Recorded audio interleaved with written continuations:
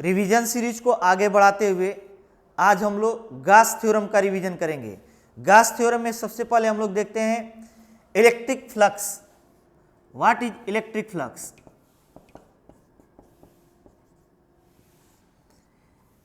Electric flux क्या होता है? इलेक्ट्रिक फील्ड ई में किसी भी एरिया से इलेक्ट्रिक फील्ड लाइन जो उस प्लेन के परपेंडिकुलर पास करेगा उसे इलेक्ट्रिक फ्लक्स बोलते हैं। एज्यूम कर लेते हैं कि इसमें कोई प्लेन है, कोई सरफेस है और इसका areal vector A vector electric field E vector के साथ थीटा एंगल सस्टेन कर रहा है। कह दीजिए इससे जो इलेक्ट्रिक फ्लक्स होगा E equal to phi E equal to E dot A के इक्वल होगा, ई डॉट ए के इक्वल होगा। Hence electric flux is measurement of electric field line passing through any surface perpendicular to it situated in electric field. मतलब electric field में situated किसी भी पृष्ठ के परपेंडिकुलर पास करने वाली इलेक्ट्रिक फील्ड लाइन का मेजरमेंट ही क्या होगा? इलेक्ट्रिक फ्लक्स होगा। एज्यूम कर लेते हैं कि ये electric flux electric field line के परपेंडिकुलर नहीं है, अभी भी परपेंडिकुलर नहीं है। ये जो इलेक्ट्रिक फील्ड यहाँ पे गिवन है ये यूनिफॉर्म है। अगर इलेक्ट्रिक फील्ड यूनिफॉर्म नहीं रहेगा, नॉन यूनिफॉर्म रहेगा, तो किसी सरफेस से बाउंडेड इलेक्ट्रिक फ्लक्स को कैसे फाइंड करेंगे? नॉन यूनिफॉर्म इलेक्ट्रिक फील्ड है, इसके लिए क्या करेंगे? इसमें small areal vector D A ले लेते हैं और ए ई। तो किसी स्मॉल सरफेस से हम लोग डी फाई ई लिख लेंगे, D phi E equal to E dot D A, और इसका इंटीग्रेशन कर देंगे तो टोटल सरफेस से बाउंडेड हमें फाइंड हो जाएगा। एक स्मॉल एरिया डी ए लिए, इससे bounded electric flux D phi E equal to कितना है? E dot D A. तो अगर टोटल सरफेस से बाउंडेड इलेक्ट्रिक फ्लक्स फाइंड करना हो तो इसको इंटीग्रेट कर देंगे। Hence phi E equal to integration D phi E. Integration D phi E का मतलब ई डॉट डी ए। तो ये इलेक्ट्रिक फ्लक्स होता है किसी सरफेस से बाउंडेड। इससे न्यूमेरिकल कैसे पूछे जाएंगे?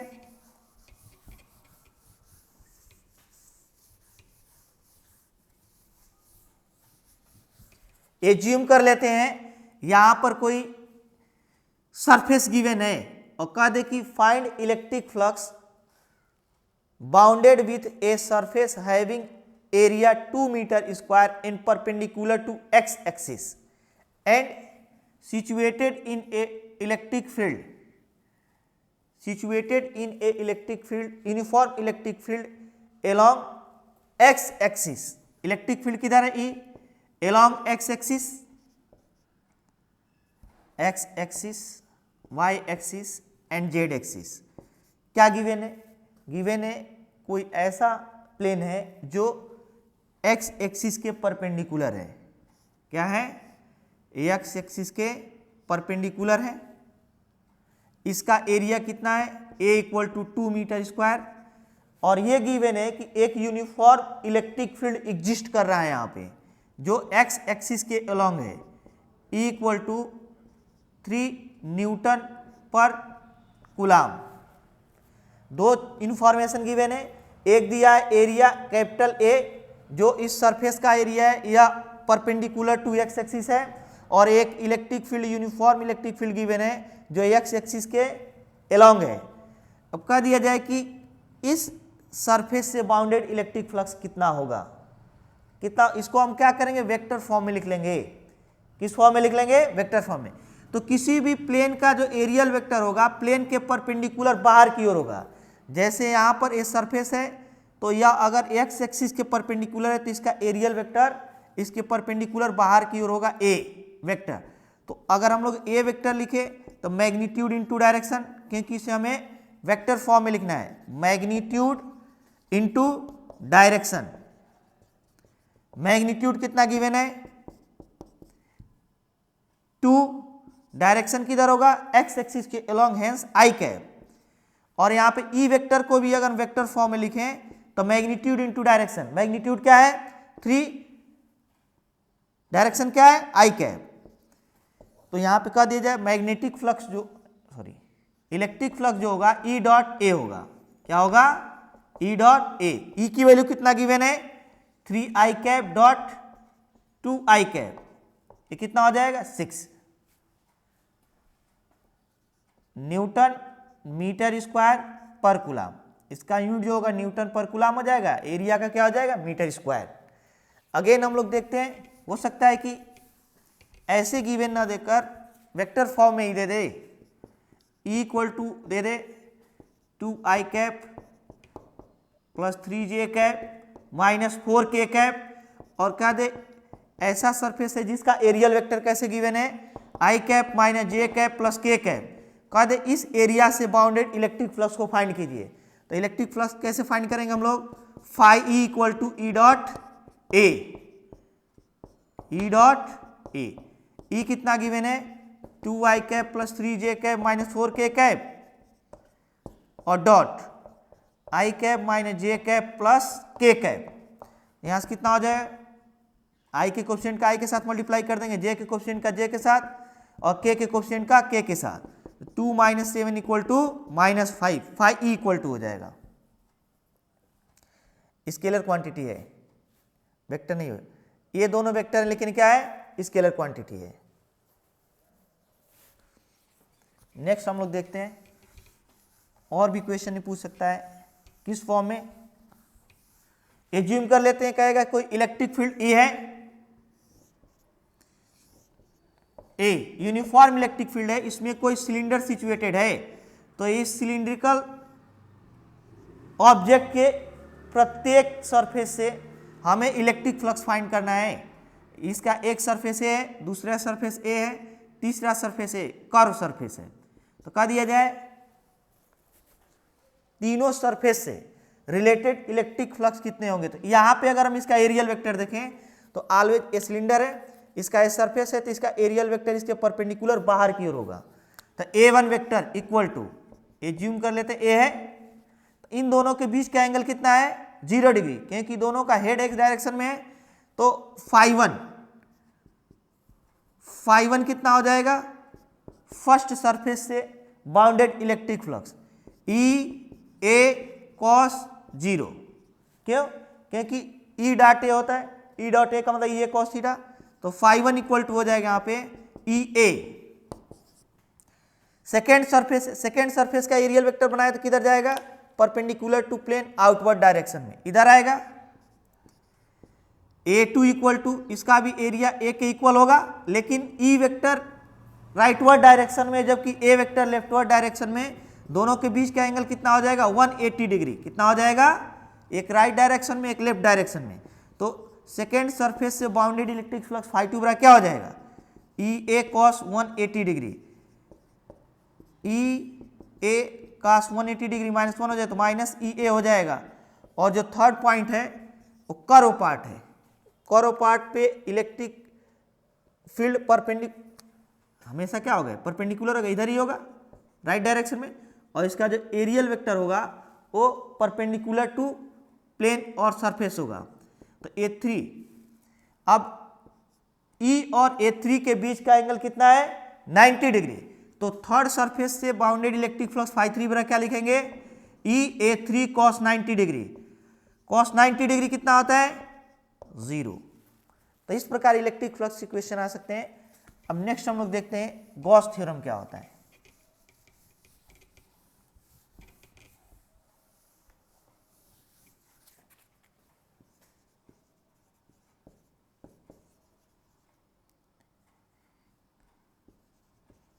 गॉस थ्योरम क्या होता है, सबसे पहले हम लोग ये जानना पड़ेगा गॉस थ्योरम अप्लाई कहाँ होगा। यह केवल बाउंडेड सरफेस के लिए अप्लाई होता है, ओपन सरफेस के लिए अप्लाई नहीं होगा। तो अकॉर्डिंग टू गॉस थ्योरम, मान लिया जाए कोई बाउंडेड सरफेस है, चारों तरफ से कवर है, और ये फ्री स्पेस में सिचुएटेड है, और इसके भीतर कोई चार्ज है क्यू इन। पहला कंडीशन क्या है, यह क्लोज होना चाहिए तभी गॉस थ्योरम अप्लाई होगा, अन्यथा नहीं होगा। और दूसरा कंडीशन, जो चार्ज है इसके भीतर होना चाहिए तभी गॉस थ्योरम अप्लाई होगा, नहीं तो नहीं। अगर ये चार्ज इसके बाहर चला जाए तो गॉस थ्योरम अप्लाई नहीं होगा। मान लेते हैं कोई बाउंडेड रीजन है, फ्री स्पेस में सिचुएटेड है और इसके भीतर क्यू इन चार्ज है, तो अकॉर्डिंग टू गॉस थ्योरम इससे टोटल जो इलेक्ट्रिक फ्लक्स होगा फाई वह q in upon epsilon nought होगा, q in upon epsilon nought. Hence according to Gauss theorem electric flux bounded by any close surface will be equal to 1 upon epsilon nought times of the total charge bounded with surface. मतलब किसी bounded surface से total electric flux उस surface से संबद्ध या surrounded charge का 1 upon epsilon nought times होता है। तो ये गॉस थ्योरम किसमें है? फ्री स्पेस में। किसमें है? एसआई यूनिट में, free space and SI unit. कह दीजिए एक गॉस थ्योरम अगर इस सरफेस किसी मीडियम में होता के डाई इलेक्ट्रिक कांस्टेंट के, तो गॉस थ्योरम क्या हो जाता? Phi E equal to Q in upon epsilon और q in upon epsilon nought into के।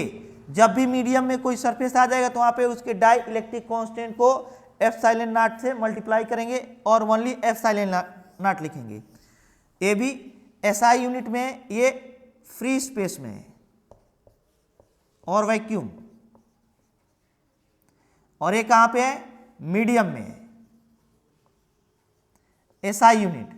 लेकिन कह दिया जाए यही दोनों सीजीएस यूनिट में कैसे लिखेंगे? तो किसी भी इलेक्ट्रिक फार्मूले को एसआई यूनिट से सीजीएस यूनिट में चेंज करने के लिए 4 पाई से मल्टीप्लाई कर देंगे। किससे मल्टीप्लाई कर देंगे? 4 पाई एप्सिलॉन से।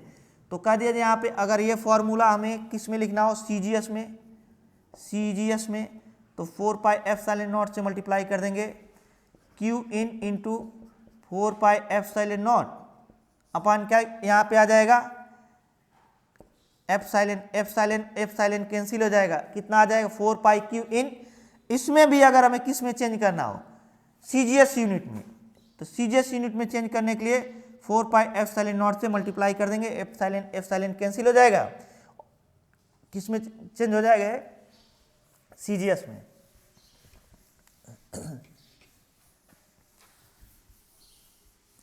तो ये था गॉस थ्योरम। गॉस थ्योरम का एप्लीकेशन कैसे करेगा, अप्लाई कैसे किया जाएगा?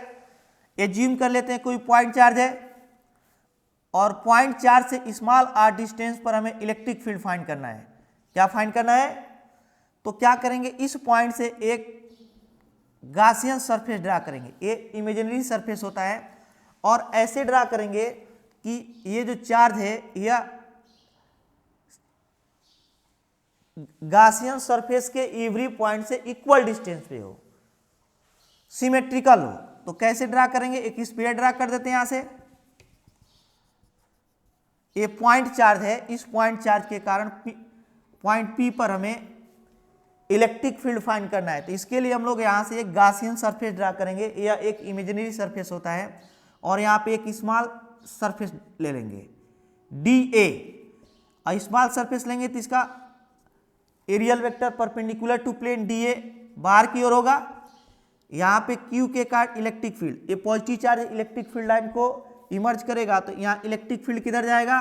बाहर की ओर।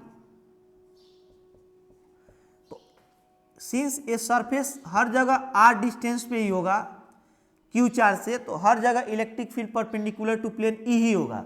तो ई वेरी नहीं करेगा, ई का मैग्नीट्यूड वेरी नहीं करेगा। तो हम लोग अगर इसको इंटीग्रेट कर दें यहाँ पे, तो ई और डी ए के बीच का एंगल कितना है? 0 डिग्री। तो according to Gauss theorem phi equal to Q in upon epsilon not, और फाई क्या होता है? ई डॉट, यहाँ पे जो हम लोग लिखे हैं इसको, ये ऑलवेज ई डॉट डी ए, यहाँ क्लोज इंटीग्रेशन आएगा, इंटीग्रेशन ओनली नहीं आएगा। क्यों नहीं आएगा?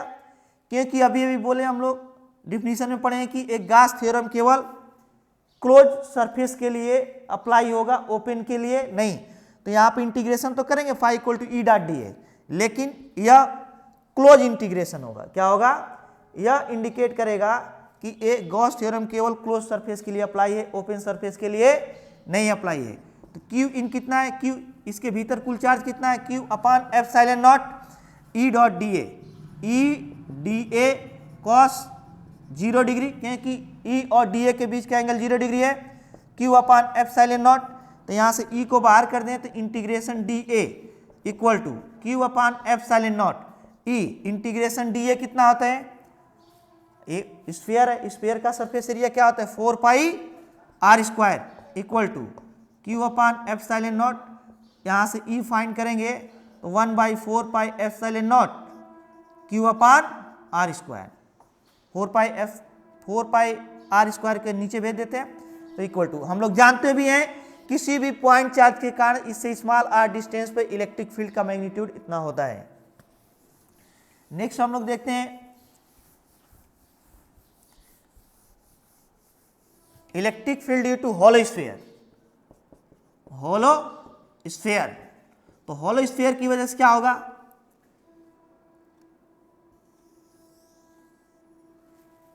इसके सरफेस पे क्यू चार्ज है,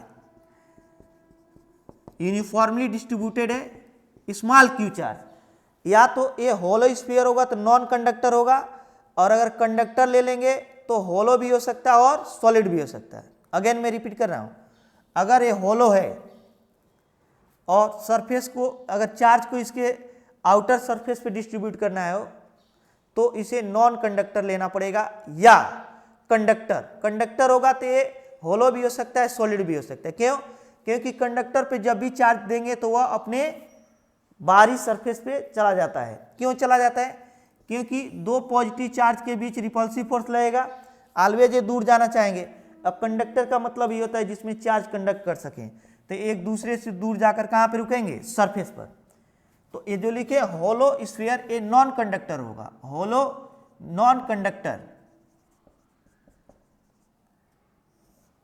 और कंडक्टर। अगर हम लोग होलो नॉन कंडक्टर ले लें या कंडक्टर ले लें और सॉलिड कंडक्टर, तीनों के लिए एक ही केस होगा। क्योंकि अगर हम लोग होलो नॉन कंडक्टर लें या कंडक्टर तो बाहरी सरफेस तो रहेगा ही रहेगा, लेकिन अगर सॉलिड कंडक्टर भी ले लेते हैं तो चार्ज भीतर नहीं रहेगा, कहाँ पे चला जाएगा, आउटर सरफेस पे। तो इसकी वजह से डिफरेंट पॉइंट पर अगर इलेक्ट्रिक फील्ड फाइंड करना हो यहाँ पे P1 पर, तो यहाँ से एक गॉसियन सरफेस ड्रा करेंगे। क्या ड्रा करेंगे, गॉसियन सरफेस, और देखेंगे कि इसके भीतर कुल चार्ज कितना आएगा। एज्यूम कर लेते हैं यहाँ से R1 डिस्टेंस पे है, कितने डिस्टेंस पे है, R1 डिस्टेंस पे है। तो जब गॉसियन थ्योरम, यहाँ पे एक स्मॉल सरफेस लेंगे, इसका एरियल वेक्टर dA बाहर की ओर है, और अगर यहाँ पे खड़े हो जाए तो इलेक्ट्रिक फील्ड इससे दूर जाएगा E भी, तो E और dA के बीच का एंगल कितना हुआ 0 डिग्री। तो पॉइंट P पर अगर गॉसियन थ्योरम अप्लाई करें तो phi E equal to Q in upon epsilon not, और यहाँ फाई क्या होता है, close integration E dot dA, close integration E dot dA equal q in. Q in का मतलब इस सरफेस, इस स्फीयर पर जितना चार्ज है total charge upon epsilon naught, close integration E dA cos 0 degree बराबर Q upon epsilon naught, E बाहर आ जाएगा, integration dA equals to Q upon epsilon naught E. Integration dA का मतलब इसका total surface area 4 pi R1 square, 4 pi R1 square बराबर Q upon epsilon naught. तो यहाँ से E की वैल्यू जब कैलकुलेट करें 1/4 pi epsilon not Q by R1 square, जो पॉइंट चार्ज के कारण था। इसका मतलब यहाँ पर टोटल चार्ज को कहाँ पे कंसंट्रेटेड मान सकते हैं, सेंटर पे। तो ये टोटल चार्ज जो है एक पॉइंट चार्ज हो जाएगा, और पॉइंट चार्ज से स्मॉल r डिस्टेंस पे इलेक्ट्रिक फील्ड का फॉर्मूला ऑब्टेन हो जाएगा। अगेन हम लोग देखते हैं, अगर सरफेस पे ले लिया जाए तो सरफेस पे केवल जो स्मॉल r डिस्टेंस है वो घटकर कितना हो जाएगा, रेडियस के इक्वल। तो यहाँ पे इलेक्ट्रिक फील्ड एज्यूम कर लेते हैं E1 है यहाँ पे, और यहाँ पे क्या है, E है। तो सरफेस पे electric field E equal to कितना हो जाएगा, ये जो स्मॉल r1 स्क्वायर आया है, स्मॉल r1 वो कैपिटल R के इक्वल हो जाएगा, यहाँ से यहाँ तक का जो इसका रेडियस है, इक्वल टू हो जाएगा 1/4 pi epsilon not Q by capital R का होल स्क्वायर। अगेन हम लोग देखते हैं कि यहाँ पे इलेक्ट्रिक फील्ड क्या होगा, इसके इंटरनल पॉइंट पे। तो इंटरनल पॉइंट पे अगर इलेक्ट्रिक फील्ड फाइंड करना हो तो क्या करेंगे, यहाँ से एक गॉसियन सरफेस ड्रा करेंगे, एज्यूम कर लेते हैं P2 है। क्या इस गॉसियन सरफेस के भीतर कोई भी चार्ज है, नहीं, क्योंकि टोटल चार्ज तो इसके आउटर सरफेस पर है। कहाँ पे है? आउटर सरफेस पर है। तो आउटर सरफेस पर अगर हम लोग गॉसियन थ्योरम को अप्लाई करें तो कैसे अप्लाई होगा? E dot phi equal to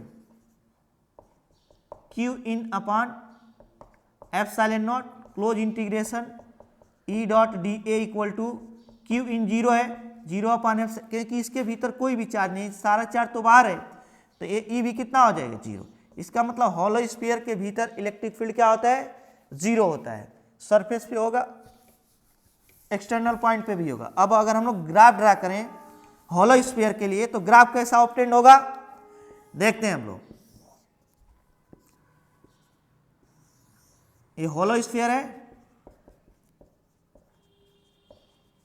यहां पे इलेक्ट्रिक फील्ड ई है, यहां पे डिस्टेंस आर है, तो सरफेस तक कोई इलेक्ट्रिक फील्ड नहीं फाउंड होगा। यहाँ स्मॉल आर इक्वल टू कितना हो जाएगा? कैपिटल आर, इसके रेडियस के इक्वल हो जाएगा। तो हॉलो स्फीयर के भीतर एवरी पॉइंट पे इलेक्ट्रिक फील्ड क्या होता है? जीरो। तो इधर कोई ग्राफ ऑब्टेन नहीं होगा, जीरो पर ग्राफ रहेगा। यहाँ पे सरफेस पे जाते ही अचानक ई की वैल्यू कितनी हो जाएगी? E equal to 1/4 pi epsilon not Q by R square, और इसके बाद लगातार घटेगा, E is proportional to 1/r1 square. Next हम लोग देखते हैं हॉलो स्फीयर नहीं, solid sphere, non conducting solid sphere. Electric field क्या होगा? Electric field due to non conducting hollow sphere, conducting hollow sphere, इसको भी हम लोग गॉस थ्योरम अप्लाई करके फाइंड कर सकते हैं। यहां पे अगर फाइंड करेंगे r1 डिस्टेंस पर तो यहां पे कितना ऑब्टेन्ड होगा? जो हॉलो स्फीयर में मिलता था, E1 equal to 1/4 pi epsilon not Q upon r1 square. Surface पे फाइंड करेंगे तो कितना मिलेगा? एक कैपिटल आर इसकी रेडियस से ज्यूम कर लेते हैं, तो यहां पर वही ऑब्टेन्ड होगा जो हॉलो स्फीयर में मिलता था, E equal to 1/4 pi epsilon not Q by R square. लेकिन इंटरनल पॉइंट पे, क्योंकि यहाँ पे चार्ज हर जगह होगा, इसके वॉल्यूम में भी डिस्ट्रीब्यूटेड होगा। कहाँ पे डिस्ट्रीब्यूटेड होगा? तो जब हम यहाँ पे फाइंड करेंगे r2 डिस्टेंस पर तो यहाँ पे कितना ऑब्टेन्ड हो जाएगा? E equal to 1/4 pi epsilon not Q r2 upon R Q.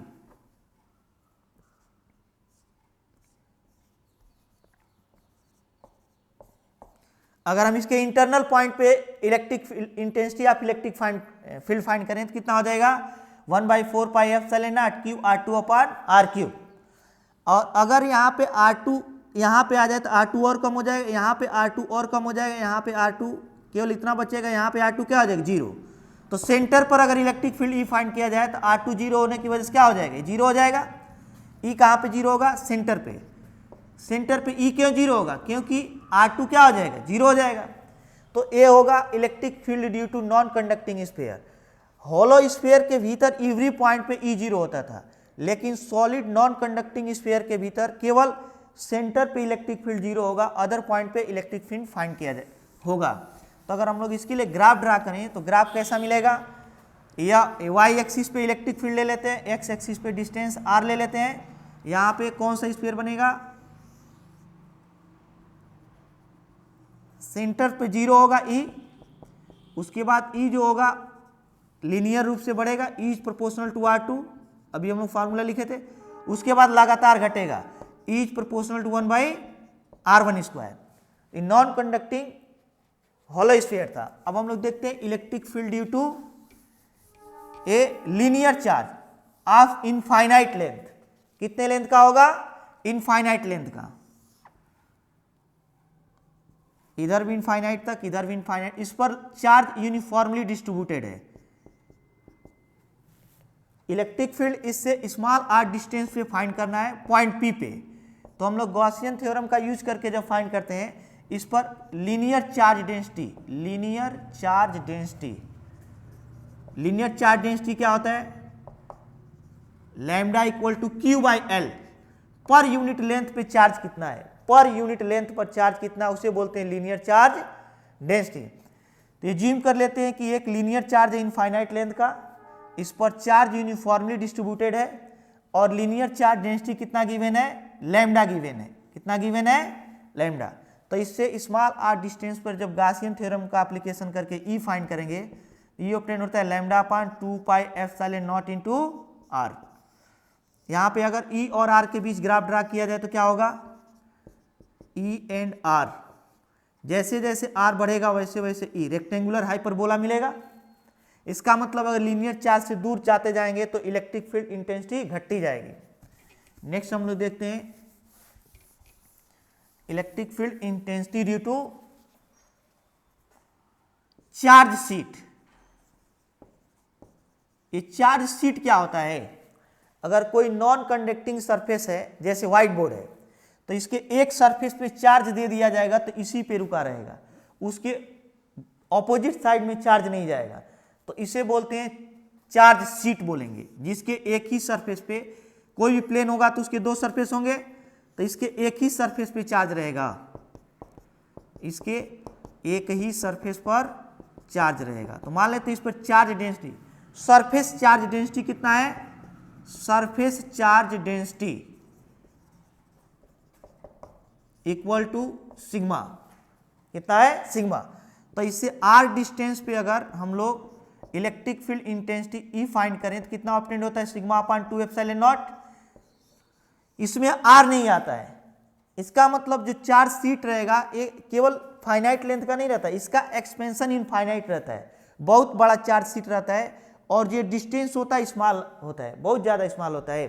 तो ये फार्मूला तभी अप्लाई होगा जब इसका एक्सपेंशन इनफाइनाइट हो और ये पॉइंट क्या हो, इसके बहुत क्लोज सिचुएटेड हो, और यह आर पे डिपेंड नहीं करेगा।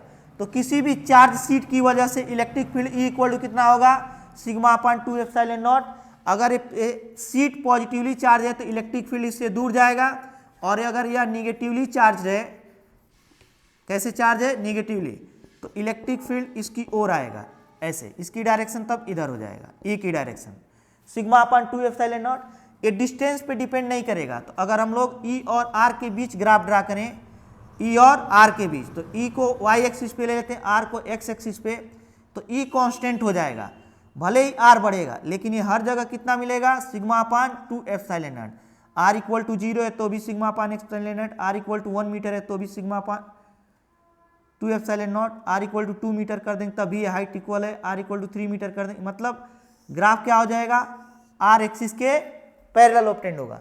यही कर दिया जाए electric field due to charge plate, electric field due to charge plate. Charge plate क्या होता है, चार्ज प्लेट ऐसा, यह अगर किसी सरफेस के बोथ साइड पर जितना चार्ज इस पर है इतना ही चार्ज इसके ऑपोजिट साइड पर दे दिया जाए तो उसे बोलते हैं चार्ज प्लेट। क्या बोलेंगे, जैसे कोई कंडक्टिंग प्लेट ले लिया जाए और उस पर चार्ज देंगे 100 कूलाम तो 50 कूलाम इधर रह जाएगा, 50 कूलाम उस साइड पे चला जाएगा। तो जब दोनों सरफेस पे चार्ज चला जाएगा तो उसे बोलेंगे चार्ज प्लेट। इसका मतलब जो चार्ज प्लेट होगा दो चार्ज शीट के इक्विवेलेंट होगा, एक चार्ज शीट इधर होगा, एक चार्ज शीट उधर होगा। तो चार्ज प्लेट का मतलब सिंपली क्या होगा, दो चार्ज प्लेट का सिंपली मतलब क्या होगा, दो चार्ज शीट होगा। अब इसके दोनों सरफेस पे एज्यूम कर लेते हैं कि पॉजिटिवली चार्ज है और सरफेस चार्ज डेंसिटी कितना दिया है, सिग्मा गिवन है।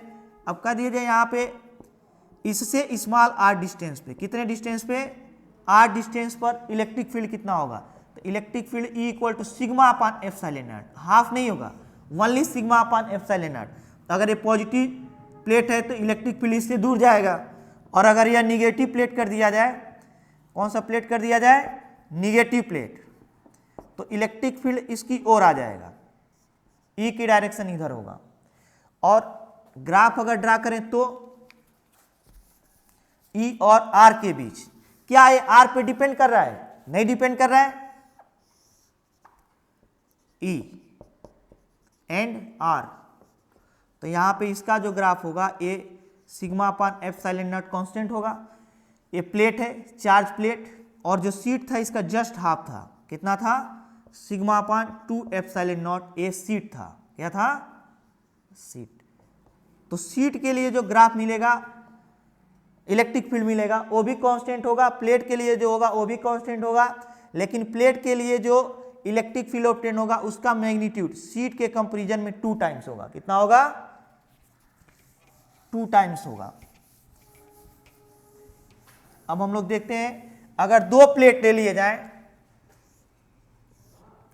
और एक पे surface charge density positive sigma 1 है, दूसरे पर भी पॉजिटिव चार्ज ही है और पॉजिटिव चार्ज डेंसिटी सिग्मा 2 है, तो इसके मिडिल में किसी पॉइंट पर अगर intensity of electric field find करनी हो तो कितना होगा? तो सबसे पहले यहाँ पे हम लोग खड़े हो जाएंगे, ये पॉजिटिव चार्ज है तो यहाँ से इलेक्ट्रिक फील्ड इससे दूर जाता हुआ दिखाई देगा E1, फिर यहाँ पे खड़े हो जाएंगे तो इसके कारण E2 इधर दिखाई देगा। मिडिल में अगर यहाँ पे E फाइंड करें तो E इक्वल टू हो जाएगा E इन इक्वल टू, दोनों की डायरेक्शन अपोजिट है, E1 माइनस E2। यहाँ पे जो सिग्मा 1 है इज ग्रेटर देन क्या है? सिग्मा 2, मतलब इसका सरफेस चार्ज डेंसिटी इसके सरफेस चार्ज डेंसिटी से अधिक है। तो यहाँ पे इलेक्ट्रिक फील्ड E1 इसकी वजह से इससे दूर जाता हुआ दिखाई देगा, इसकी वजह से इसके दूर जाता है, तो मिडिल में E इन इक्वल टू कितना हो जाएगा? इसकी वजह से sigma 1 upon epsilon not, again इसकी वजह से कितना हो जाएगा? Minus sigma 2 upon epsilon naught, तो 1 अपान एप्सिलॉन नॉट को कॉमन कर लेंगे कितना आ जाएगा यहाँ पे? Sigma 1 minus sigma 2। अगर आउटर इन दोनों प्लेटों के आउट अगर इलेक्ट्रिक फील्ड फाइंड किया जाए तो कितना आएगा? इसकी वजह से इलेक्ट्रिक फील्ड यहाँ पे खड़े हो जाए तो ये पॉजिटिव चार्ज इसकी वजह से दूर जाता हुआ दिखाई देगा E1, सिग्मा 1 है तो इसकी वजह से क्या ले लेते हैं? E1, और यहाँ पर भी खड़ा होकर देखेंगे यहाँ पे तो ये भी पॉजिटिव चार्ज इससे दूर जाता हुआ दिखाई देगा E2, तो दोनों की वजह से इलेक्ट्रिक फील्ड सेम डायरेक्शन में हो जाएगा। सिमिलरली अगर यहाँ पे फाइंड किया जाए, यहाँ पर खड़ा होकर देखेंगे तो सिग्मा 1 की वजह से इलेक्ट्रिक फील्ड इससे दूर जाता हुआ दिखाई देगा E1, और इसकी वजह से देखेंगे तो इसकी वजह से भी दूर जाता, क्योंकि ये भी पॉजिटिव चार्ज है तो दूर जाता हुआ दिखाई देगा E2। इसका मतलब अगर दोनों प्लेट के आउट इलेक्ट्रिक फील्ड देखा जाए तो दोनों की डायरेक्शन क्या हो जाएगी? सेम हो जाएगी, तो जो रिजल्टेंट होगा E1 प्लस E2 होगा। मिडिल में क्या है? दोनों की डायरेक्शन एक दूसरे के अपोजिट है, इसलिए सब्सट्रैक्ट कर दिए, घटा दिए, तो यहाँ पे कर दिया जाए E out, E out equal to हो जाएगा E1 प्लस E2। E1 की वैल्यू कितना है? Sigma 1 upon epsilon not, E2 की वैल्यू क्या है? Sigma 2 upon epsilon not, hence 1 by epsilon not को कॉमन कर लेते हैं, सिग्मा 1 प्लस सिग्मा 2 आ जाएगा। नेक्स्ट हम लोग देखते हैं अगर एक प्लेट यहाँ पे निगेटिव कर दिया जाए और एक प्लेट क्या हो? पॉजिटिव हो, तो कह दिया जाए अब इलेक्ट्रिक फील्ड इन तीनों पॉइंट्स पे कितना कितना होगा? Out of the plate and inside the plate. तो अगर हम लोग यहाँ पे देखें इलेक्ट्रिक फील्ड पहले प्लेट की वजह से यहाँ पे खड़े हो जाएंगे तो इससे दूर जाता हुआ दिखाई देगा। क्यों? क्योंकि यह पॉजिटिवली चार्ज है। यहाँ पर खड़ा होकर देखेंगे तो इलेक्ट्रिक फील्ड इसकी ओर आती दिखाई दे, क्योंकि ये नेगेटिव चार्ज है तो E2 इसकी ओर होगा। अब यहाँ पे कह दिया जाए मिडिल में E इन टोटल कितना हो जाएगा? E1 plus E2। E1 की वैल्यू कितना होगा? Sigma upon epsilon not, sigma 1 upon epsilon nought, यहाँ सिग्मा 2 है तो plus sigma 2 upon epsilon not, hence 1 by epsilon not common कर लेते हैं तो सिग्मा 1 प्लस क्या हो जाएगा? सिग्मा 2। ये दोनों प्लेट हैं, क्या है? प्लेट है। अब देखते हैं हम लोग अगर सीट होता तो यहाँ पे 2 एप्सिलॉन नॉट और 2 एप्सिलॉन नॉट हो जाता। अगर ये सीट होता दोनों तो यहाँ पे क्या होता? 2 एप्सिलॉन नॉट और 2 एप्सिलॉन नॉट। अब नेक्स्ट देखते हैं हम लोग इसमें अगर आउट देखेंगे तो इसकी वजह से इससे दूर जाता हुआ दिखाई देगा E1, इसकी वजह से इससे दूर इसकी वजह से इसकी ओर आता हुआ दिखाई देगा। ये पॉजिटिव चार्ज है तो दूर जाता हुआ E1, लेकिन ये निगेटिव चार्ज है तो इसकी ओर आता हुआ दिखाई देगा E2। ऐसे सिमिलरली इधर इससे दूर जाता हुआ दिखाई देगा E1, इसकी ओर आता हुआ दिखाई देगा E2। तो अगर हम लोग E इन फाइंड कर E आउट, तो E आउट क्या हो जाएगा? E1 minus E2। E1 कितना हो जाएगा? सिग्मा 1 अपान एप्सिलॉन नॉट, ये प्लेट लिए हैं, अगर सीट लेते तो 2 एप्सिलॉन नॉट हो जाता, minus sigma 2 upon epsilon naught equal to 1 upon epsilon naught बाहर कर लेते हैं, sigma 1 minus sigma 2।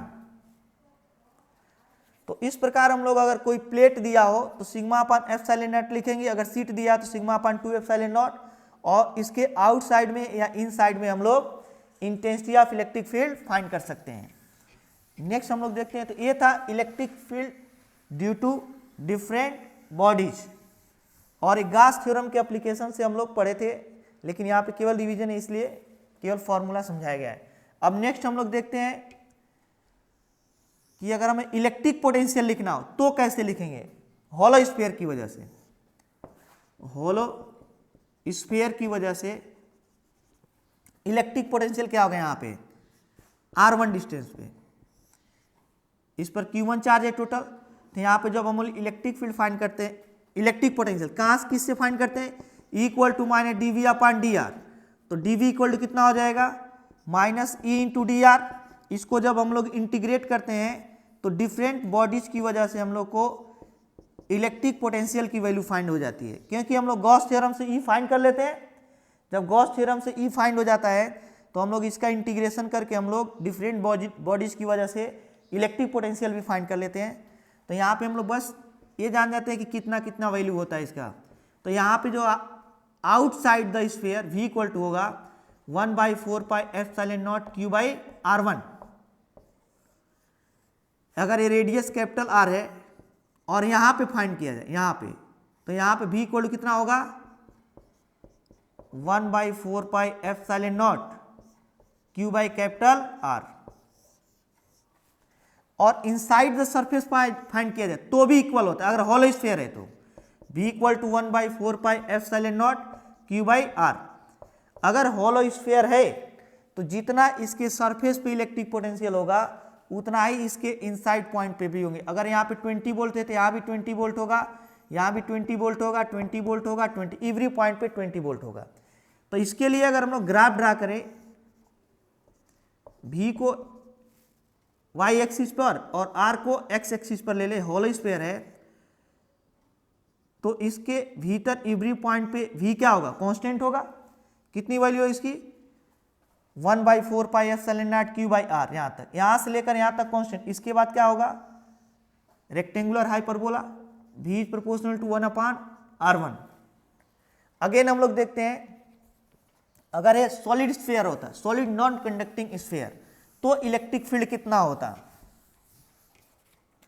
Non conducting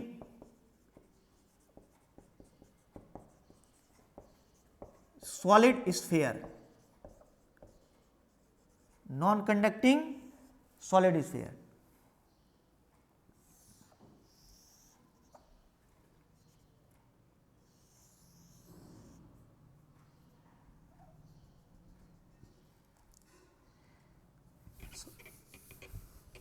पहले इसके मैग्नीट्यूड लिख लें।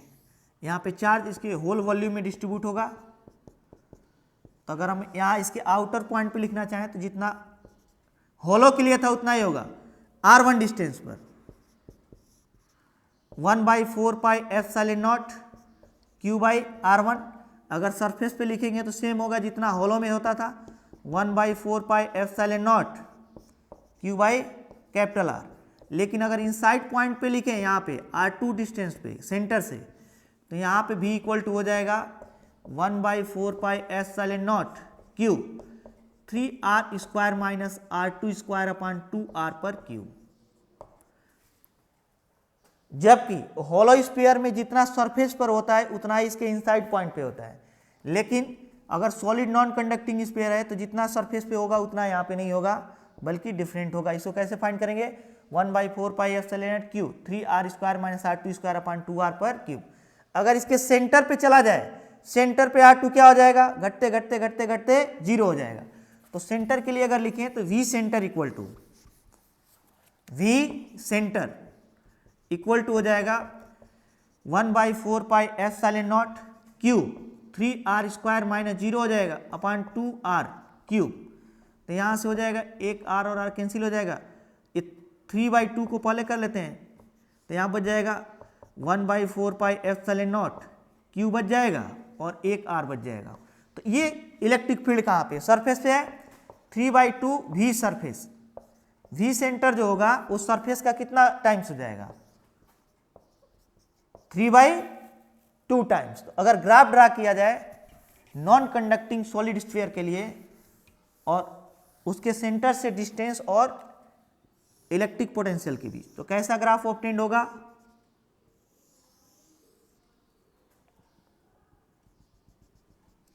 सेंटर पे ज़्यादा है, कुछ इरेगुलर शेप बनाते हुए यहाँ तक आएगा। सरफेस पे कितना, ये सरफेस है, सरफेस पर भी है तो सेंटर पे कितना है 3/2 भी है और यहाँ से ऐसे बन जाएगा।